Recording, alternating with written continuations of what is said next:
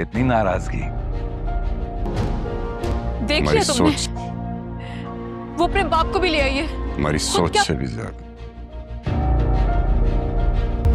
जान जब तक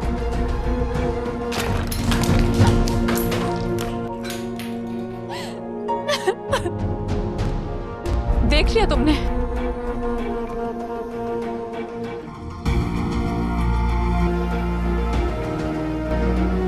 अगर ऐसा नहीं है तो अपने घर वालों को साफ साफ क्यों नहीं कहते तुम कि तुम्हें उससे मोहब्बत नहीं है?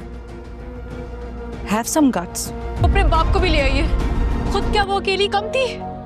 तो अभी तक नाराज हो मुझसे? कैसे हो? तुम्हें पूछने का कोई हक नहीं है।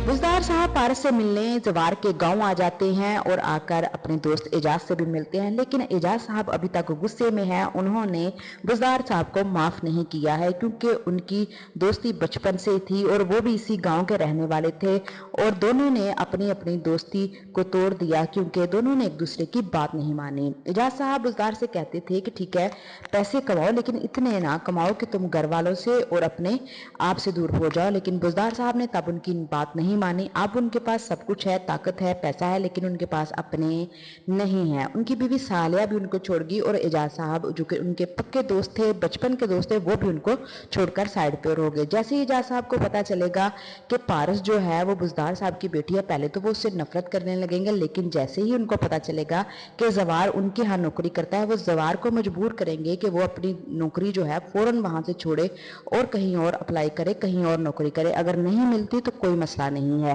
लेकिन बुज़दार साहब जो है वो एजाज साहब को मना लेंगे और उनको कहेंगे कि तुम मेरे से नाराज़ अभी तक हो, मैंने तो हमेशा तुम्हारा भला ही चाहा। और जब एजाज साहब को पता चलेगा कि उनके बाईपास के पैसे जो हैं वो भी बुज़दार ने दिए थे और बुज़दार ने ही उनकी ज़िंदगी बचाई है एक हिसाब से, तो वो उनके तरफ से अपना दिल साफ़ कर लेंगे क्योंकि दोनों अपनी अपनी शिकायत जब एक दूसरे के साथ शेयर कर लेंगे तो उनकी जो दुश्मनी है वो भी ख़त्म हो जाएगी एक दूसरे के साथ और दोनों मिलकर जो है वो फिर अपने बच्चों की खुशी देखेंगे और पारस और जवार की शादी कर देंगे और रेशम जो है वो एक साइड पे ही रह जाएगी।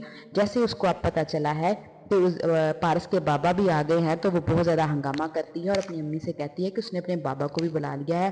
रेशम को तो फुल लग रहा है कि पारस उसके हाथों से जवार को छीन कर ले जाएगी और ऐसा ही होगा, जवार पारस को उससे छीन चुकी है।